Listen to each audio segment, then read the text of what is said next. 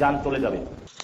নেপালে যেরকম ল্যাংটা করে পিটাইছে, যে শহীদ ওসমান হাদি ভাইয়ের সেই কথাটাকে কোট করতে চাই যে আপনাদেরকে এরকম সংসদে গিয়ে জনগণ ল্যাংটা করে পিটাইতে পারে যদি গণ আকাঙ্ক্ষা না বুঝেন। যে একজন মন্ত্রী বা প্রতিমন্ত্রীর বেতন যদি 42 লাখ টাকা হয়, উনি যদি সেখান থেকে হলো 38 লাখ টাকা 32 লাখ টাকা গরু ক্রয়ে হলো ব্যয় করেন, তাহলে সারা মাসের সেই সংসার চালাতে, সারা বছরের সংসার চালাতে তার আয়ের উৎসটা কি? এই অঙ্কের সমাধান হলো বাংলাদেশ চায়। এটা এবার আঙুল সরাসরি জনাব তারেক রহমানের দিকে। সালাউদ্দিন আম্বার ফেসবুকের মধ্যে একটি পোস্ট করে তারেক রহমানকে বলেছেন, যেহেতু তারেক রহমান ট্রাক চালাতে পারেন, একদিন রাতের বেলা কোনো প্রোটোকল ছাড়া একটা ট্রাক নিয়ে বের হলেই বুঝতে পারবেন রাস্তার কোন কোন পয়েন্টে আপনার সোনার ছেলেরা চাঁদার জন্য দাঁড়িয়ে থাকে। শেখ হাসিনা যদি বাংলাদেশে এই মুহূর্তে আসে, বা এই বছর, এই মুহূর্তে মানে এই বছর, আমি দুঃখিত, এই বছরের মধ্যে ফেরে, বা যখনই ফিরুক, বিএনপি যদি ক্ষমতায় থাকে তার চেয়ে বেশি বিপদে আর কেউ পড়বে না, স্বয়ং আওয়ামী লীগও পড়বে না। এবং আমি কালেমা পড়ে মৃত্যুর প্রস্তুতি নিয়ে হলো আমি ওইখানে পুলিশ যারা ছিল তারা পিছনে পালানো শুরু করে, জানের জায়গাটা ছেড়ে দিয়ে আমি ওইখানে বসে থাকি যে ঠিক আছে আজকে আমার যান চলে যাবে।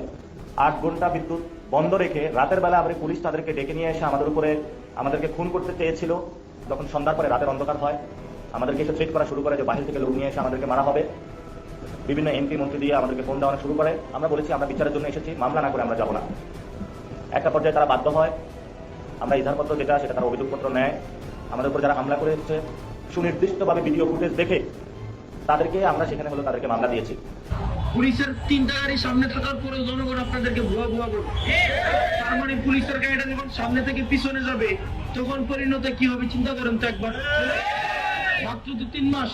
আপনাদের এত সাহস, আপনারা এখন 1000 লোক নিয়ে থানা ঘেরাও করেন। আপনাদেরকে তো আমরা ধান খেতে পাট ক্ষেতের ছবি দেখছি, আপনারা কইছিলেন সেদিনকে আওয়ামী লীগ পিটাইতে পারেন নাই কেন? আমরা খুবই উদ্বিগ্ন দেশের নিরাপত্তা নিয়ে। সরকার দেশ চালাতে ব্যর্থ হচ্ছে। কতদিন হয়েছে আমরা সরকার থেকে একটি টু শব্দ পাইলাম না শহীদ ওসমান হাদি ভাইয়ের বিচারের হত্যাকাণ্ড নিয়ে। তোমরা তো চাঁদার লোভী জীবন দাও আর আমরা জান্নাতের লোভী জীবন দেই, আমাদের সাথে তোমরা কুলিয়ে উঠতে পারবে না। ভুয়া প্রধানমন্ত্রীকে ভুয়া স্লোগান দেওয়া যাবে, যাইতে পারতে হবে।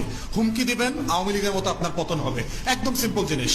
বাংলাদেশের বর্তমান প্রধানমন্ত্রী জনাব তারেক রহমান ট্রাক চালাতে পারে, এটা আপনারা ইতিমধ্যে দেখেছেন। তিনি ট্রাকে উঠে ট্রাক চালিয়ে দেখিয়ে দিয়েছে। এখন এই ট্রাক চালানোকে কেন্দ্র করে দর্শক নেটিজেনদের নানান ধরনের মন্তব্য, কিন্তু এই আম্মার সাহেব তাকে খুব ভালো করে চেনেন। সে আবার এমন কথা সরাসরি প্রধানমন্ত্রী জনাব তারেক রহমানকে উদ্দেশ্য করে বলছে, যেহেতু আপনি ট্রাক চালাইতে পারেন তো দয়া করে একটু ট্রাকটা নিয়ে একা একা কোনো প্রোটোকল ছাড়া, আপনি প্রধানমন্ত্রী বেশভূষ ছাড়া, মানুষ যেন বুঝতে না পারে যে আপনি প্রধানমন্ত্রী, একা একা আপনি ট্রাকটা নিয়ে বের হন এবং রাস্তায় বের হয়ে দেখেন কত জায়গায় আপনাকে চাঁদা দিতে হয়।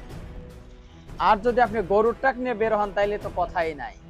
দর্শক, এই বিষয়টি এখন সোশ্যাল মিডিয়া তোলপাড়। আর একটা বিষয় রয়েছে জানেন, প্রতিমন্ত্রী তিনি 32 লক্ষ টাকা দিয়ে একটা গরু কিনেছে, আর এটা নিয়ে ধরে বসেছে নাসির উদ্দিন পাটোয়ারি।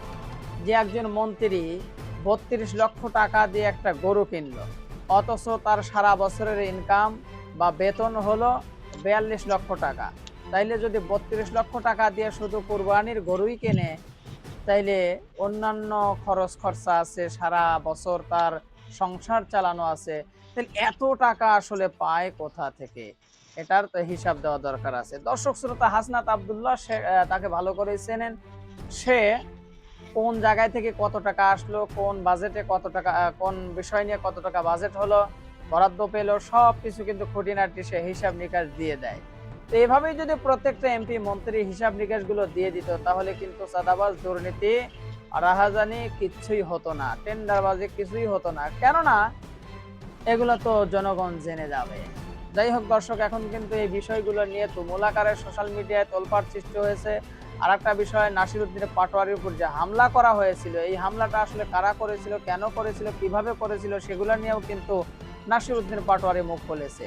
শুধু নাসির উদ্দিন পাটোয়ারি না, রাজনৈতিক নেতাকর্মীরা সবাই কিন্তু এই বিষয়টি নিয়ে আলোচনা করেছে যে নাসির উদ্দিন পাটোয়ারিকে এই জন্যই তারা হত্যা করার চেষ্টা করছে বা নাসির উদ্দিন পাটোয়ারিকে দুনিয়া থেকে বিদায় করার চেষ্টা করছে, যে নাসির উদ্দিন পাটোয়ারিকে বিদায় করলে আর একটা হাদি দুনিয়া থেকে বিদায় হয়ে যাবে।